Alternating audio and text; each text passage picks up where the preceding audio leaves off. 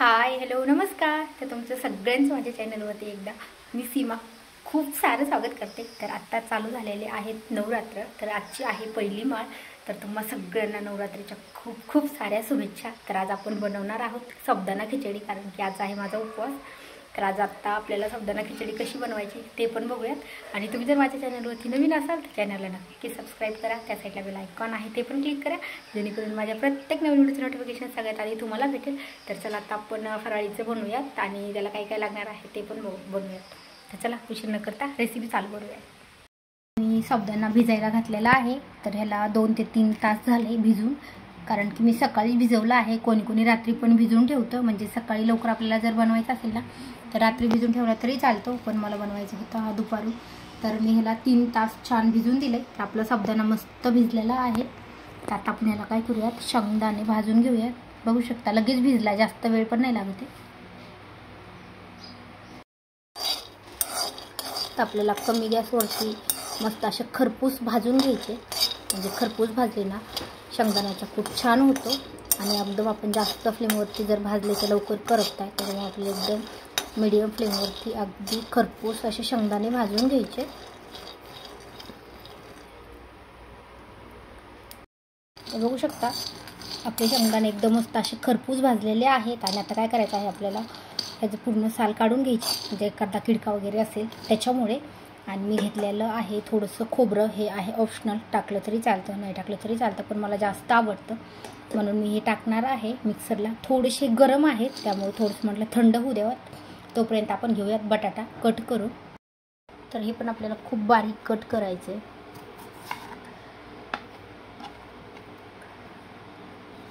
आणि नंतर आपण कट केल्याच्या नंतर धुवून घेऊया. शिजवून घेतले तरी चालतं अगोदर, पण मी एकच बटाटा होता त्याच्यामुळे म्हटलं शिजवून घ्यायला कुठे वेळ लागणार, त्याच्यामुळे म्हटलं आपण एकदम बारीक काप करूया. आणि तेलामध्येच 2-3 मिनटं छान परतून घेतला ना तर आपल्याला वेगळा शिजवायची गरज नाही लागत आहे. बघू शकता खूप बारीक काप केले. तर आता आपण हे स्वच्छ धुवून घेऊया. आणि आता आपले शेंगदाणे पण गार झाले, तर ते पण आपण शेंगदाण्याचा आणि खोबऱ्याचा बारीक कूट करून घेऊया. एकदम बारीक पण नाही करायचं.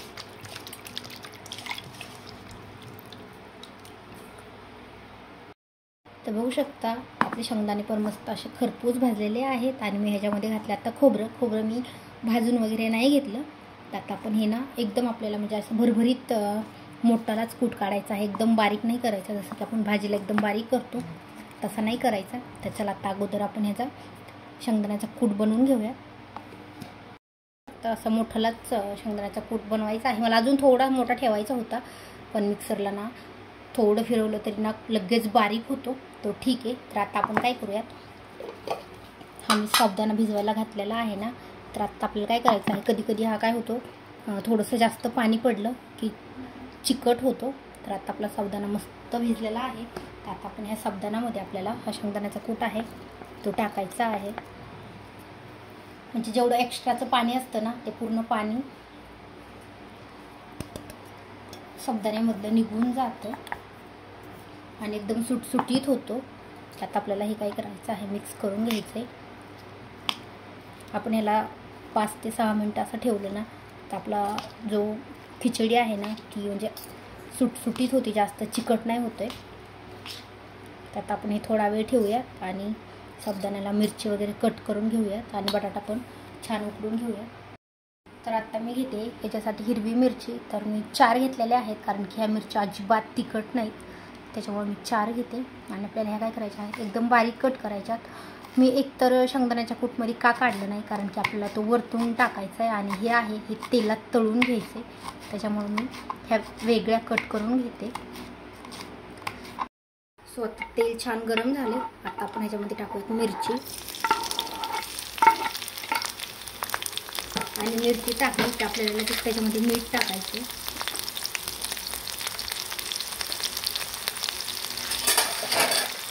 आता मी घेते झाऱ्या, कारण की चमचा भाजीमधला आहे त्याच्यामुळे आपल्याला झाऱ्या घेऊया.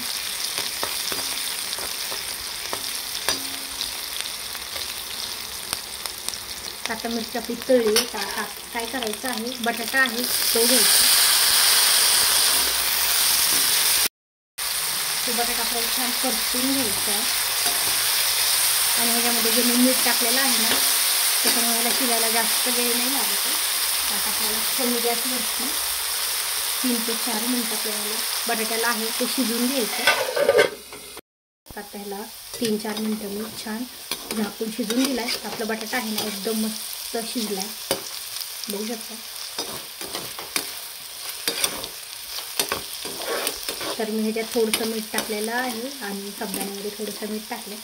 जर कमी वाटलं तर आपण परत टाकू शकतो. आता काय केलं तर सगळं साबुदाणा आहे ना त्याच्यामध्ये काढून घेऊया.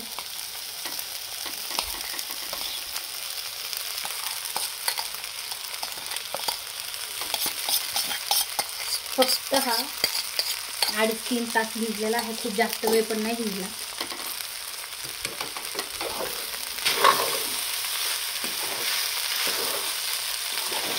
आता आपण पूर्ण परतून घेऊया, म्हणजे सगळं मसाला मिक्स होईल. बटाटा, मिरची आणि शेंगदाण्याचं कूट वगैरे.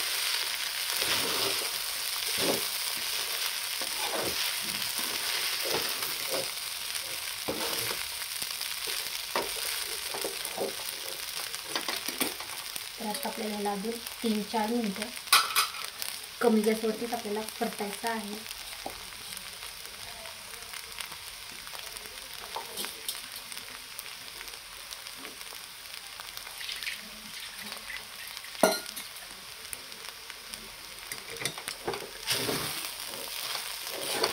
खूप कमी गॅस ठेवायचा, कारण की जास्त जर ठेवलं ना तर लवकर शिजणार नाही आणि लगेच कढईला चिटकते. त्याच्यामुळे आपल्याला खूप कमी गॅसवरती त्याला परतून घ्यायचे.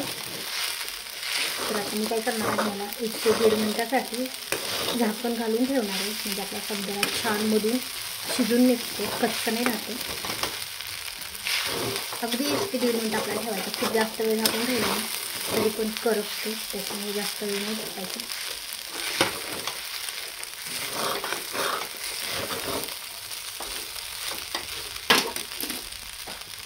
आता आपण ह्याला झाकण घालून अगदी 1 ते 1.5 मिनिटासाठी ठेवूया.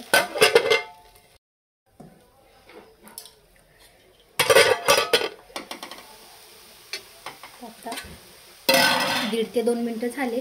आता आपण काय करूया, ते अजून परतून घेऊया.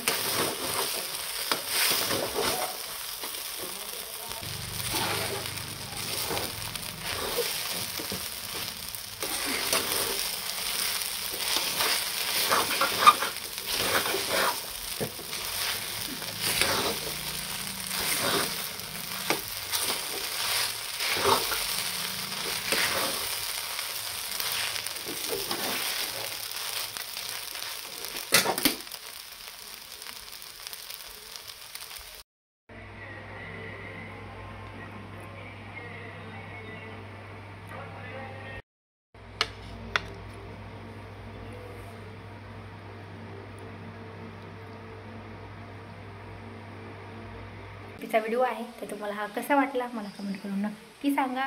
माझी रेसिपी कशी वाटली ती पण कमेंट करून सांगायला विसरू नका. आणि चॅनलवरती नवीन असाल तर चॅनलला पण सबस्क्राईब करा. त्या साईडला बेल आयकॉन आहे ते पण क्लिक करा, जेणेकरून माझ्या प्रत्येक नवीन व्हिडिओचं नोटिफिकेशन सगळ्यात आधी तुम्हाला भेटेल. आणि तुमच्या फ्रेंड्ससोबत पण व्हिडिओ नक्की शेअर करा.